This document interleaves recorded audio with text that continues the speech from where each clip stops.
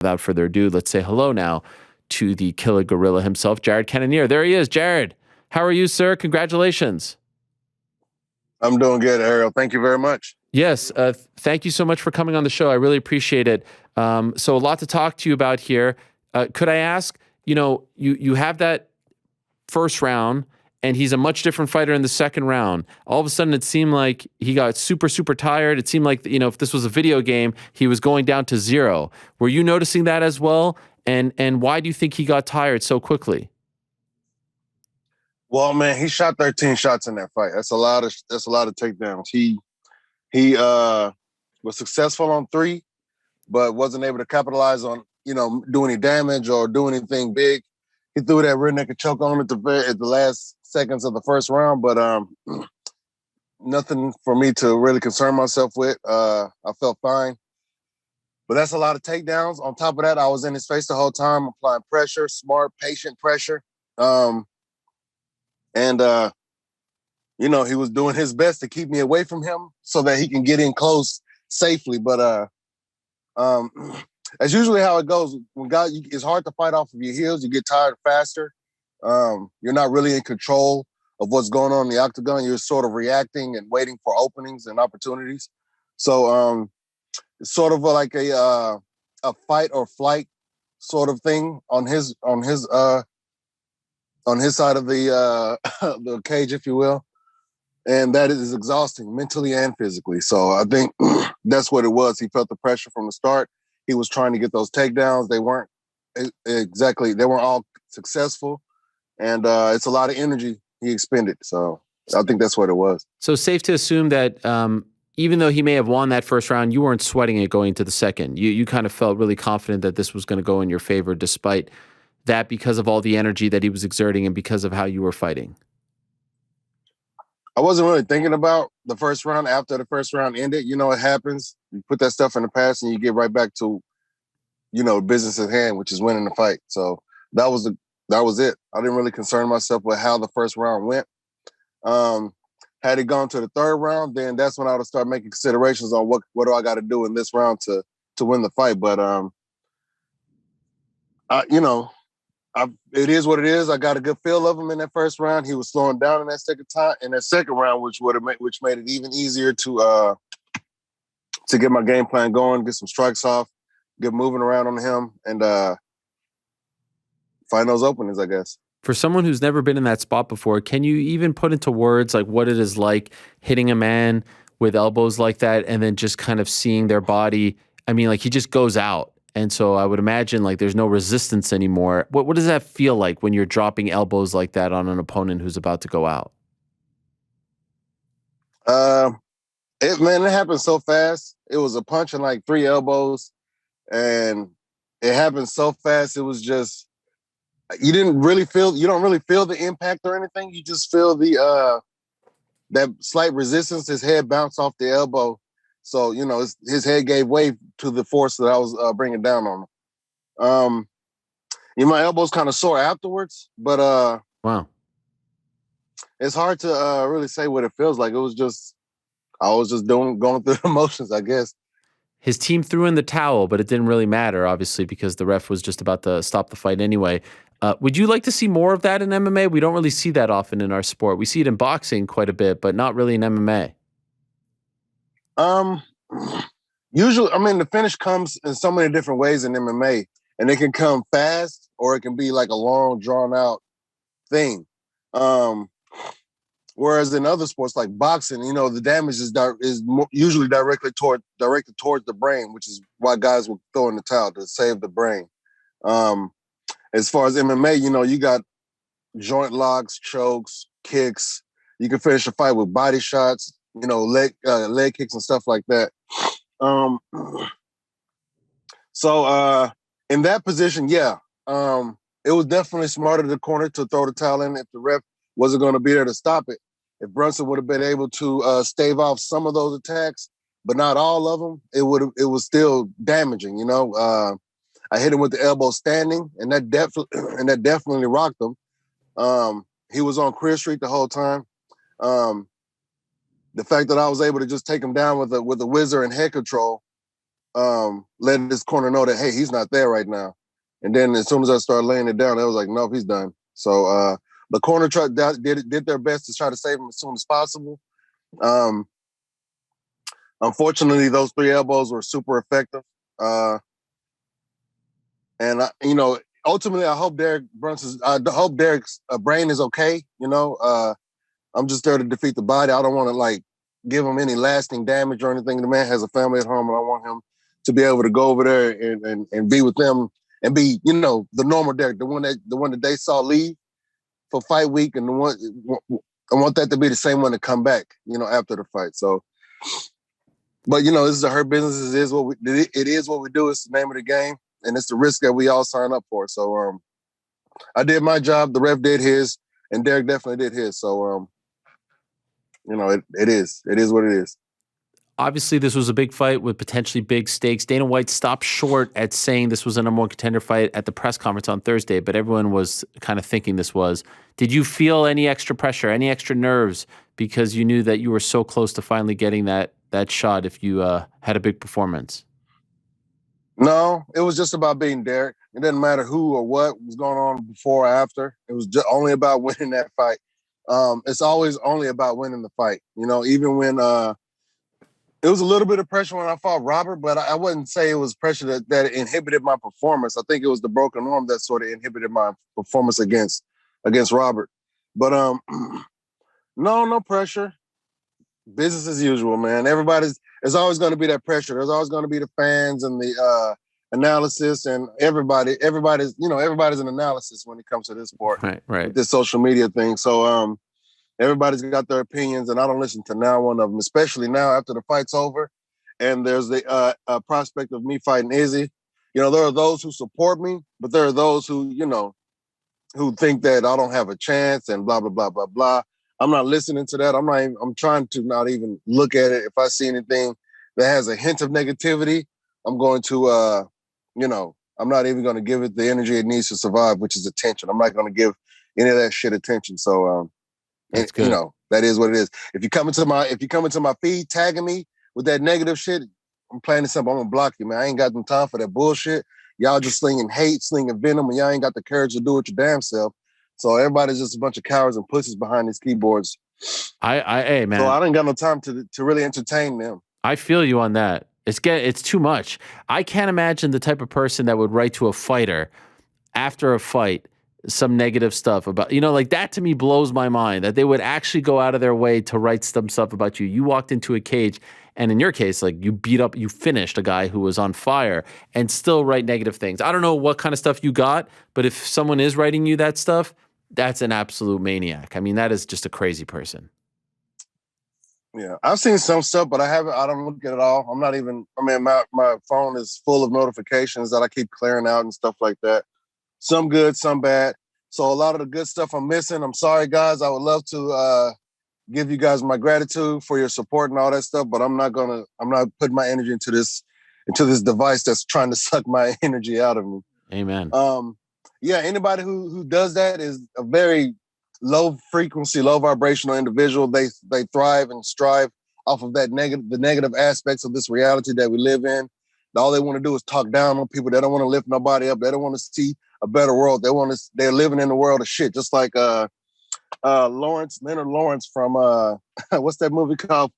Full Metal Jacket. They just live. They're living in the world of shit, and they're just waiting to go off the deep end.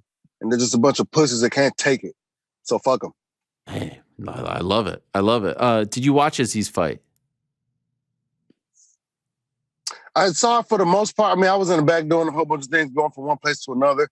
I saw the tail end of it, the last 3-4 rounds, which is more than the tail end of it. Yeah. But it's hard, man. After fights, it's hard to watch another fight and really study it, watch it with an analytical eye. So I was definitely watching. I watched it, and but we were going from place to place, so I couldn't really sit down and watch it. So I'm waiting to get back home and get with the team, and we're going to start studying and figuring out what we got to do to get the victory in that one. Could I ask though, of what you saw, what did you think of his performance? Because you know Whitaker well. You've been in there with him. You've obviously watched Izzy. What did you think of his performance? Of what you saw?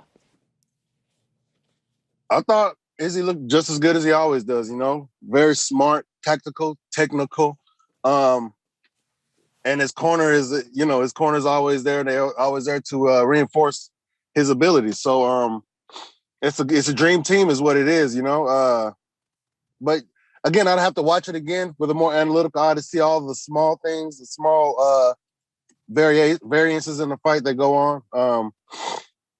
I hear a lot of people think it went the other way, but I agree with him in his post-fight press conference. You got to take the belt. You can't do enough to you can't just do enough or do what you think is enough. As far as championship fights, I feel you got to go in there and take it. So but I don't know. I'd have to go back and watch it. That's fair. Have you or your management team been told you are definitively next as a result of your win on Saturday? No. Only thing I've heard is Dana sort of kind of agreeing to it in his post-fight press conference. Yeah. He sort of gave me the nod and the smile when I was in the cage, getting his attention and all that stuff. We'll see what happens. Izzy also threw me an alley-oop there. So hopefully that's enough to, have them guys send me that contract. But we'll see. You'd be down with June? He says he wants to return in June. I'm assuming that's okay with you? Yeah. Yeah, why not? Yeah. So I'm ready for 5 fights. By the way, when you were in the press not the press conference, in the cage post fight interview, and you were like, I'm not trying to start anything here, but you kept saying like, Dana, listen to me. You have to. What was he doing? They didn't show like what. Somebody was talking to him. Somebody was sitting there talking to him, and it was taking his attention away from what I was trying to say to him. Yeah, so, what the hell? I ended up getting his attention. I ended up looking him in his eye, and I told him what I had to say, and he was like, entertained it at the least. Are you feeling confident that this is what's going to happen? Because, I just had Izzy's head coach on, Eugene Behrman, and he was like, there's Strickland out there too, a little non-committal. Do you think that you got it, or do you think you're going to have to fight for it? I'd say that I know that I earned it. Mm-hmm. But if they choose Strickland over me, that would say something to me. It could be my ego thinking, it could be my ego on my shoulder telling me, oh, they scared of you. They don't want that heat just yet. But I don't know. I'm not gonna, but I can't really say that for sure. Those guys are smart, Izzy gets to pick his fights, and he did say my name in that post-fight press in the post-fight interview and in the press conference. And it's been in the making. So I would say that I'm confident that it's gonna happen, but I'm just gonna stay prepared for anything. Yeah, he's been talking about you for a while now, for well over a year. Yeah. So I feel like it's gonna happen. It's the fight. I mean, to be honest, it's the fight that happens. It's the fight that should happen. Anybody who's mentioning Sean Strickland, number 7, who just beat number 9, or was it number 6? Mm-hmm. Or number 6? I don't know how the number rankings go. But I beat number 9 and Kevin Gastelum. Then nobody give me a title shot after that. But who knows, man? I know that I am the one. Like I said, anybody can say out of the, if they look at the landscape, the top 10, Canonnier, who's coming off of a finish, who just beat a streaking opponent. I feel like if I was just a fan, I would say Cannonier's next. I wouldn't say give him Vettori again, who just lost the title. You know what I'm saying? And the third rematch with Robert. I mean, that's no, they're not going to do plausible. That. I mean, it's likely, but I don't know. No, they're not going to do that. I'd be shocked if they did that. I think you got it. And Dana is actually in the past, like, usually he's non-committal about these things, and I thought he was more committal than usual in the post-fight press conference. So I think you got it. By the way, you made your debut June of 2011. If someone would have told you, let's say this fight happens June of 2022, if someone would have told you it's going to take you 11 years to get to a title fight in the UFC, was that what you were like? Did you know you were in this for the long haul, or was there a part of you was like, oh man, I'm going to be fighting for belts, 3, 4, 5, 6 years in? No, again, when I got on this road to when I got into this sport, I told myself I'm gonna go as far as I can, and this is as far as I've come so far. and I've got further to go because I know I'm getting better. So this is as far as I've come, and I've never put a stamp on this is as far as I'm gonna go. I'm gonna go as far as I can go, and that potential, and with that, I like to lean on potential. There's a potential for greatness, and that's what I'm going for. Mm. The last time we spoke after your last win, I gave you a lot of credit for this. You were very vocal about finances and whatnot. Just wanted to ask you a follow up to that. Did you receive any kind of hate for that? Any type of heat for that? Some people don't like talking about these things. Some people are uncomfortable talking about these things. You were vocal and I thought very eloquent, but I'm curious if you received any sort of backlash for that. Not from nobody who mattered. Okay. No, yeah, that's what I meant. From people who mattered. If anything, I got a new contract. So this is my first fight on my new contract. Oh, wow. So it actually pays to speak up sometimes. I mean, I think the fight with Gassim, I believe, that was the last fight on my contract. Okay. It was the second to last fight. But it was close to the time for renewal. I had already talked to my manager back there before the Gassim fight that we could be potentially able to renew our contract, or renew a contract and stuff like that. So this was the first fight on that contract.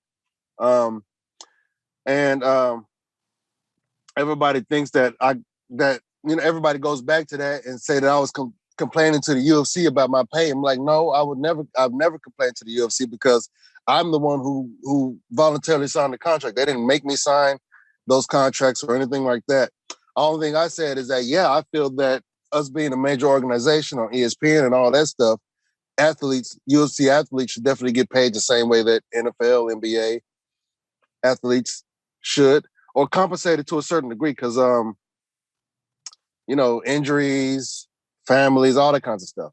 Yeah. But, yeah. Is this new deal much better? Are you happy with it? Well, the deals only get better, right? I mean, at least the numbers get higher. Yeah, but is it like a significant increase or is it just like a small increase? Oh, yes. It's just, I was consider it significant. It's okay. If I were to put a percentage on it, shit. I can't do the math right now, but it's a good increase. Okay. And so do you feel more comfortable about things? Because it did seem like here you are fighting in the main event on ESPN and you were talking about how, you were kind of struggling there for a second. So do you feel like this has eased things up? Are you more comfortable now? Well, yeah, I mean, I've always been comfortable, again, the thing is we only get paid when we fight. Right. So, you got other guys out there doing all kinds of things. They're a part of the rat race, scrambling for money. They call it hustling, but I call it you're on the hamster wheel. So it's about perspective. I look at things differently than most other people, and the only thing I'm doing is training and fighting. That's all I've ever wanted to do. I could do other things and I have plans for my future, but at this point in time, all I'm doing is training and fighting. That's all I want to do. And I'm able to take care of my family through that alone. Okay. Which is the whole reason why I quit my 6-figure job in Alaska, because I'm getting 6 figures here in the UFC. So I don't want people thinking that, oh, he's not getting paid. People hear that 6-figure number and they start being, start seeing dollar signs and Louis bags and dumb shit like that. But that's not what it's about for me. It's all about being able to take care of myself, take care of my family. I'm trying to attain sovereignty, independence, and all that kind of good stuff. But I'm in a good place as far as my contract and my standing with the UFC. I would like to be rich. I'm more famous than I am rich. I would like to be more rich than I am famous. So that's where I want to get to. You beat Israel Adesanya. I think the other part comes along, right? You become rich and famous. That's the plan. That is the plan. I don't care. Again, I don't care about. I'd rather not be famous. I don't need a whole bunch of people who I don't know trying to run up to me, trying to take some of my energy, get my attention when I could be focusing on bigger and better things. Not to talk down on fans or anything. I do appreciate you guys' support, and I'm more than happy to give you guys some of my energy, especially when you guys come with the correct energy. And you get a bunch of weirdos and a bunch of casuals who don't even know who you are, just trying to get a piece of that energy, that cloud or whatever they call it. That can be annoying. So if you don't know who I am, don't ask me for no picture. Don't ask me for nothing. You know what I'm saying? Do some research. Figure out who I am. Figure out what type of energy that I find palatable, and come with that energy. And if you can't come with that energy, I don't mind giving you a cold shoulder. I don't mind being a dick to a complete stranger. It ain't like you can beat me up. Right. That's true. That is. By the way, are you still into the crystals and everything? Yeah, I'll still do crystals. I mean, that's going to be a thing that I'm always going to tap into. It's energy. It's clean energy, not the bullshit that we get a lot of. and It's not like snake venom. After the fight, you did this. I don't know if you could see me. This. What was that? Was that because of your gym, or was that for something else? That's the lab symbol. Okay. This triangle. The lab emblem is a triangle in a sort of a spherical or a spiral sort of configuration. And for me, it means mind, body, and spirit. Three things coming together to create, you know what I'm saying, to complete a circle or a triangle, which is a circle in itself, 360 degrees. But that's what it means for me. And it's about balancing those three to create the best version of myself. Yes, I've seen Benson do that as well over the years. Yeah. Last thing for you, and then I'll let you go. Thank you for the time, Jared. In your opinion, and maybe you can't answer this question, but I'm sure you thought of it. To beat Israel Adesanya, what do you have to do? What is the key to defeating this guy? Well, it's going to be interesting to fight if that fight happens, to fight somebody who's not going to be diving for my legs every second. Every time, they feel pressure, they're going to be shooting for the legs. So it's going to be fun fighting another striker. I really get to let my skills show in this fight, all these other guys have only ever tried to shoot on me because they can't go with me skill for skill on the feet. So this will be a good opportunity to showcase my true skills as a striker. People have only seen me. They only see me as like this big, powerful guy who can hit you with one shot and it can hurt and all that good stuff. But my opponent will usually bring out the best of me. And Izzy, being the caliber fighter he is, the type of fighter, the striker that he is, I feel is going to bring out a better version of my striking as well. So, but not only that, I have to be good everywhere. I mean, I'm gonna give him looks everywhere. I'm not gonna be, I'm not like, I'm good everywhere. So wherever the fight goes, I know one thing: if he ends up on the bottom, it may not last too long. So I may end up taking that into this fight. I'm not saying I'm going to be shooting for his hips. We're going to fight. You know what I'm saying? I'm going to throw some punches at his face.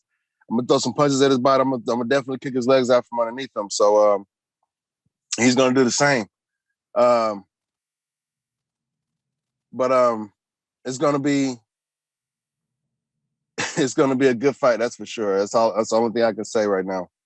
I love it. And I hope it happens, and I think it will happen. And I think you bring a fresh set of challenges to Izzy. I think it's going to be a really interesting fight. I hope it happens in June. Thank you as always for the time, Jared. Congrats on an amazing win, a super impressive win over a really tough veteran on Saturday. I like the Blood Brunson line. That was good. Good on the mic, man. You've come a long way on the mic as well. You're really great on the mic too. So keep up all the great work, and thanks for joining me as always. Hey, man, I appreciate it. And I also want to give a shout out to my sponsors, Cam and Bill with Thrival. I definitely carry it with me. It's going to be with me every fight week, and I love that piece of equipment. I use it damn near every day. What is it? So shout out to Thrival. It's a Thrival muscle release board. You guys probably look on my page and see the stuff on it. Yeah. I can't remember my promo code. I think it's Killer Gorilla. But anyway, I'll have to put that out there. Also shout out to Clover Canine for looking after my dogs, for not only just boarding my dogs, for also getting some good obedience training in with them as well while I'm away.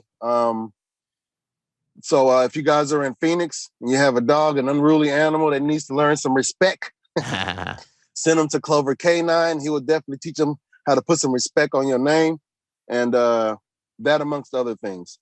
And last but not least, I also want to thank Crystal Council for always hooking me up with with some good stones, good crystals, good energy, as always. I love it. Some unconventional sponsors. This is good. Good for you, Jared. Well done. Congrats on the new deal as well. That's really great to hear.